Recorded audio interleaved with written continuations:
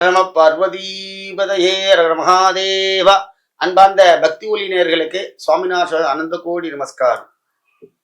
வருகிற 28/5/2025 புதன்கிழமை வைகாசி 14.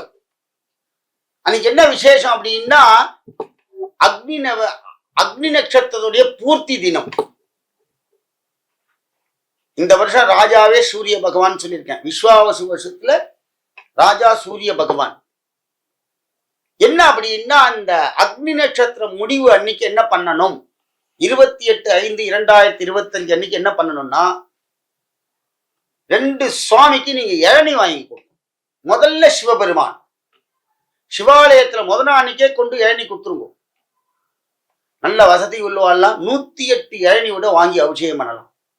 ஏன் அப்படின்னா பரமேஸ்வரன் இந்த அக்னி நட்சத்திர பூர்த்தி அன்னைக்கு அவருடைய உடம்புல இருக்கிற சூடுலாம் தணிந்து நமக்கு மங்கள வாழ்வை அளிப்பார். அடுத்ததாக ஊர்ல மாரியம்மன் கோவில் இருக்கும். ஒவ்வொரு மாரியம்மனுக்கு ஒவ்வொரு பேர் இருக்கும். சீதலாதேவி, நாகாத்தம்மன் அப்படி சொல்லக்கூடிய அம்பாள்.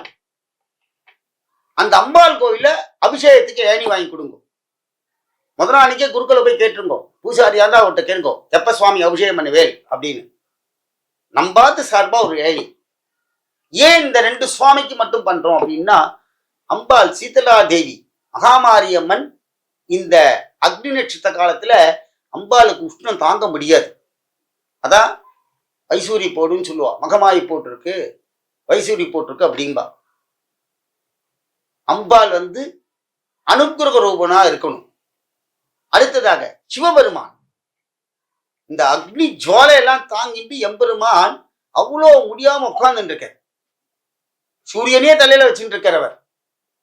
அப்படிப்பட்ட சிவபெருமானுக்கு இளநியை அபிஷேகம் பண்ண வேண்டும்.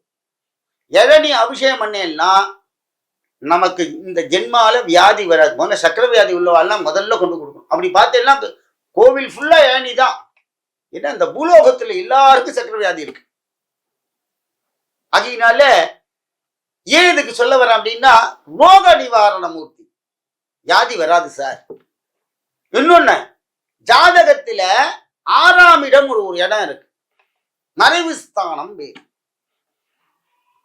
அந்த 6ஆம் இடம் ரோகஸ்தானம் என்று சொல்லுவார். அந்த 6ஆம் இடத்துல எந்த கிரகம் போனாலும் மறைஞ்சு போயிடும். அப்படிப்பட்ட அந்த இடத்துல இருக்கிறது என்னன்னா வியாதி. அது நிவர்த்தி ஆகணும். ஜாதகத்துல ஜோசியரை கேட்டேன்னா சொல்லுவார், சார் நீங்க இந்த உடம்புல உங்களுக்கு அடிக்கடி வியாதி வந்துட்டு இருக்கு, இந்த வியாதி ஃபீலிங்கா இருக்கு. மாசத்துல 30 நாள்ல 20 நாள் டாக்டர்கிட்ட போயிட்டு வந்துருவான். அவ டாக்டரே போயிடுவா, உங்களுக்கு ஒண்ணுமே இல்லை போயிட்டு வாங்க, ஒண்ணுமே இல்லை போயிட்டு வாங்க. டெய்லி போறவா ஃபீலிங். அதெல்லாம் மறையணும்னா இந்த அக்னி நட்சத்திர பூர்த்தி அன்னைக்கு சுவாமிக்கு ஏணி வாங்கி கொடுங்க. வியாபார அபிவிருத்தி ஆகணும் சார், எனக்கு எதிரிகள் நிறைய இருக்கா வியாபாரத்துல அப்படின்னா பிரார்த்தனை பண்ணிங்க. 108 இளநி வாங்கி சுவாமிக்கு அபிஷேகம் பண்ணுங்க. சிவபெருமானுக்கு தான் பண்ணணும், இல்லைன்னா மகாமாரி மாரியம்மனுக்கு பண்ணணும், கிராம தேவதைக்கு. பண்ணேன்னா சர்வரோக நிவாரண மூர்த்தி, கடன் தொல்லைகள்லாம் தீரும். எல்லாரும் அன்னைக்கு என்ன பண்ணணும் அப்படின்னா அன்னதானம் பண்ணணும். தயிர் சாதம் வாங்கி கொடுங்க. நீங்க நம்மளே ஆத்துல சுவாமிக்கு நைவேத்தியம் பண்ணி தயிர் சாதம் சாப்பிடலாம். சூரிய பகவானுக்கு தயிர் சாதம் நைவேத்தியம் பண்ணி விட நம்ம சாப்பிடலாம். காலையில எழுந்தோடனே 28/5/2025 அன்னைக்கு காலையில ஆத்துல தயிர் சாதம் பண்ணி, எப்படி நம்ம பொங்கல் அன்னைக்கு சுவாமிக்கு சூரிய பகவானுக்கு படைத்து காமிக்கிறோமோ, ஆத்துக்குள்ள சமைச்சிட்டு தயிர் சாதத்தை மேல ஆகாசத்துல காமிங்க. சூரிய பகவானுக்கு தயிர் சாதம் காமிச்சேன்னா மங்களகரமான வாழ்க்கையை நமக்கு அளிப்பார். ஒண்ணும் அந்த தயிர் சாதத்தை விநியோகம் பண்ணுங்க, தர்மம் பண்ணுங்க. கோவில்ல அன்னதானம், தயிர் சாத அன்னதானம் கொடுங்க. பெருமா கோயில கொடுத்தல அது ரொம்ப விசேஷம். சூரிய நாராயணர் மகாவிஷ்ணுடைய பிரீத்தி. அங்க போய் கொடுத்தேன்னா இன்னும் ரொம்ப விசேஷம். எல்லா ஆலயத்திலும் தயிர் சாதம் அன்னதானம் பண்ணுங்கள் சார். அக்னி நட்சத்திர பூர்த்தி அன்னைக்கு பண்ணேன்னா வியாதி வராது சார், பயப்படாம இருக்கலாம். மங்களகரமான வாழ்க்கை அளிப்பார் சூரிய பகவான். என்னென்ன அப்படின்னா, குழந்தைகளுக்கு நல்ல அறிவு வரும். ஏன்னா ஆஞ்சநேயருக்கு குரு சூரிய பகவான், படிப்பை சொல்லி கொடுத்தார். அடுத்ததாக சூரிய பகவான் பிதாமகஸ்தானம், அப்பா ஸ்தானம், அவர் பிதிருஸ்தானம். அந்த பிதிருஸ்தானத்தை நமக்கு பாக்கியம் அளிப்பார்.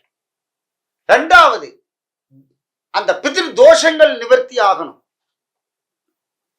இதெல்லாம் சூரிய பகவான் பண்றார்.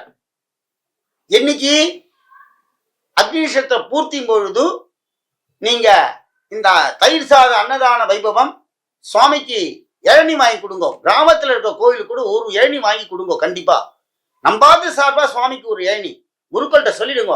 அவர் நான் மத்தியானம் 1 மணிக்கு 10 மணிக்கு பண்ண போறேன் காலையில அப்படின்னா, நீங்க முதல் அன்னைக்கே இளநி கொண்டு கொடுத்துருங்க கோவில்ல. கண்டிப்பா சிவாச்சாரியார் அபிஷேகம் பண்ணுவா. அதே போல பெருமா கோயில்ல தயிர் சாதம் தலிகை சொல்லுங்க. போனீங்கன்னா தயிர் சாதம் முதல்ல புக் பண்ணிடுங்க. சுவாமிக்கு தயிர் சாதம் நைவேத்தியம் பண்ணுவா. ரொம்ப விசேஷம். உங்க எங்கேயும் பண்ண இல்லையா, ஆத்துல சுவாமிக்கு தயிர் சாதம் அன்னைக்கு எல்லா ராத்திரியும் தயிர் சாதம் நைவேத்தியம் பண்ணுங்க.